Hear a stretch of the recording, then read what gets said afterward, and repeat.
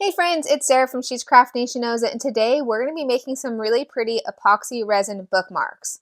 I have all my supplies laid out, and like always, I will link all the supplies I'm using in the description below this video. So I have some different types of glitter to put inside the bookmarks, some bookmark molds, some plastic cups that we'll be using.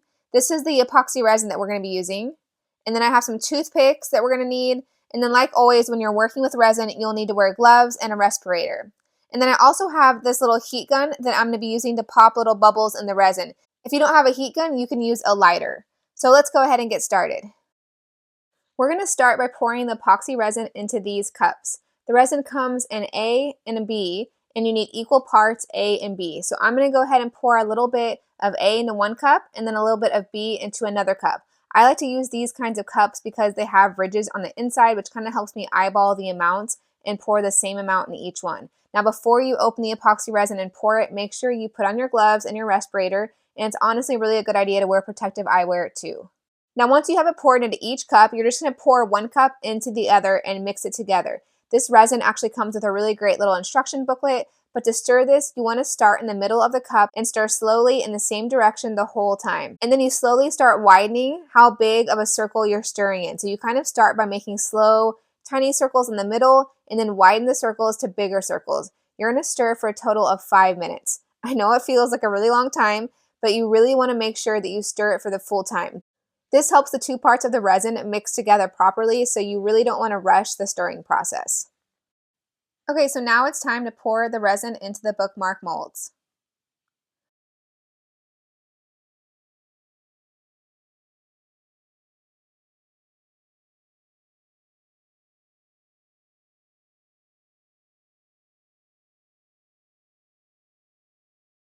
Sometimes with these molds, the resin doesn't really want to go around to that little area at the very top where the hole of the bookmark will be. So I just go ahead and use a toothpick to spread the epoxy resin into any little nook or cranny that it's not naturally going into.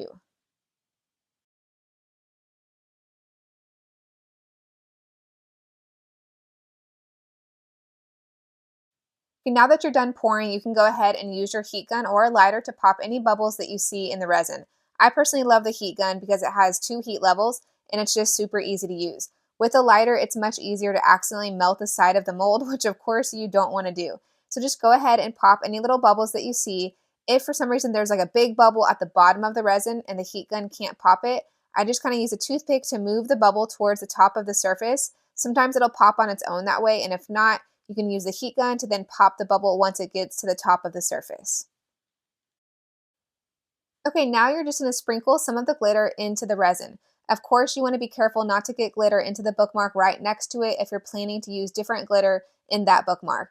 This is why if I only need to make a few bookmarks, I typically pour the resin into every other opening in the mold rather than every opening. But of course, if you want to make a ton of bookmarks, you can go ahead and fill every single opening. And if you get glitter into resin that you don't want it in, it's not a big deal. You can just use a toothpick to kind of dig it out.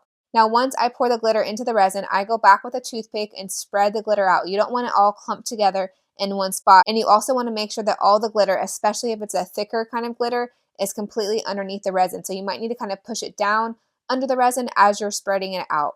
Okay, so now you can go ahead and fill the rest of the molds with the glitter of your choosing. Of course, you can add more if you want to, or if it's kind of a glitter that has a top and a bottom like a smiley face, if you want to spin them around to make sure they're all facing the same way, you can do that and really take your time using a toothpick to kind of move them around.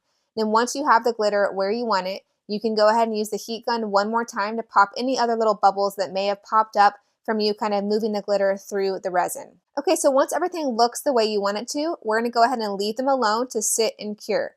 Now it's important that when they're sitting out to cure and harden that they're on a flat surface. If they're sitting on a bumpy, uneven surface, they will cure and harden in a bumpy and uneven way, which obviously we don't want. So we're going to set them aside. I'm going to come back and show you how we're doing in 24 hours. Okay, so it's been 24 hours, and as you can see right now, it's still a little bit bendy. It's cured, but it's like it's not fully cured all the way. So they're still going to need to lay on a flat, hard surface as they continue to cure the rest of the way. It's going to take about a full 72 hours or 3 days for them to fully cure. And then the thinner that the bookmarks are, so like the less resin that you poured in the mold, the more likely they are to be bendy, and they might even stay bendy at the end if they're super thin. If you poured a very, very thin layer of resin, it might kind of stay bendy. Now, the reason I like to take them out of the molds at 24 hours is because I'm usually wanting to use the bookmark molds again right away. So if you're making just a small batch of bookmarks and you don't need to turn around and use the molds again, you can definitely leave them in the molds for the full 72 hours and then take them out and they're good to go. But if you want to make a batch every 24 hours, like I like to do sometimes, you can certainly take them out of the molds at 24 hours, set them aside to keep curing on a flat surface, and then pour another set of resin bookmarks again and kind of start the whole process over again, if that makes sense. Just so you can see some of these, I'll bring them up closer to the camera. They're super cute. I love the little tiny ones. These all turned out so cute. Okay, so it's been 72 hours now since I made these and they're much harder now. So we're gonna go ahead and put tassels on them. So as far as the tassels go, I have some really pretty chiffon ribbon like this. And then I also have these kind of ombre tassels that I got off of Amazon. And I'll link these options in the description below this video as well. But for the chiffon ribbon, I cut the ribbon to about 11 or 12 inches. It's really pretty. It has these frayed edges. And then I just fold it over like this. Then you take the end where it's folded and kind of fold it again. So you're kind of making like a little point with it. And then I just put the little point where it's folded by the hole of the bookmark, and I use a toothpick to kind of push it right through. I do this with the front of the bookmark facing me in case your bookmarks have a definite front or back, depending on what kind of glitter or whatever you put in your resin. You just kind of do it with the bookmark facing you, and then you just push it through with a toothpick. You just need to get it through enough to open the loop so that you can kind of get your fingers through and pull those ends. Of course, you want to make sure the bookmarks are fully cured before you start messing with them and doing the tassels and all of that. And now you can trim the ends more if you want to or fray them. I usually go around the ends and fray them, so I'll be fraying them at the very end. Okay, so I'm going to go ahead and go on and do the rest of the chiffon ribbon tassels. I really just tried my best to pick out chiffon ribbon that kind of coordinated with each bookmark, but the chiffon ribbon comes in tons of different colors, and so I'll link different options as well. Now, I just want to note that the cure time of the resin does depend on several factors, including the humidity and the temperature inside your house, but sometimes even after days and days, a bookmark that is super thin might just stay the slightest bit bendy even after it's fully cured. But it's fine, it's hard enough, so I don't want you to worry if a really thin one comes out a tiny bit bendy. It's just normal. Harder things like when we made the coasters or a paperweight, it's just easier for it to harden because it's so thick and it's heavy. The thin little layer just kind of can stay really bendy. So if you want to kind of pour your bookmarks thicker for that reason, feel free to kind of pour a thicker amount because the thicker ones will harden better and be less bendy at the very end. Okay, so for these little tassels, you can pretty much do it without a toothpick. I just take the little end of the loop on the tassel and get it kind of as small as I can. I kind of pinch it and then try to just squeeze it into the hole. And I'm doing this through the bookmark the same way as the last one with the front of the bookmark facing me. Then you just pull the tassel through the loop and kind of pull it up. Now these tassels are more slippery than the chiffon ribbon, so if it's kind of ooching and driving you crazy that they kind of do this, they loosen up and don't stay taut, you can kind of pull it like this and put the tiniest dot of super glue. You want to be really careful that you're not getting any super glue on the actual bookmark, but you can put a tiny dot of super glue on the tassel to kind of keep it taut like this so that it doesn't loosen up. So I'm going to go down the row and finish these up.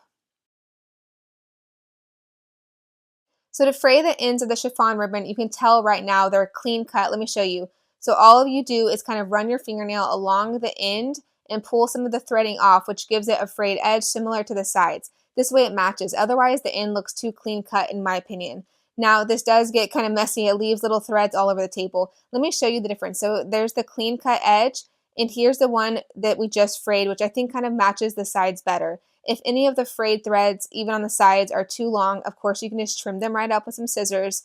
So this is the very last step, and then you're done. Okay, friends, so that's it. That's how you make super cute epoxy resin bookmarks. Like I said, I will link all the supplies I used in the description below this video. If you like this video, please give it a big thumbs up and make sure you subscribe for more videos. Bye! She's crafty and she knows it. She's crafty and she knows it. She's crafty and she knows.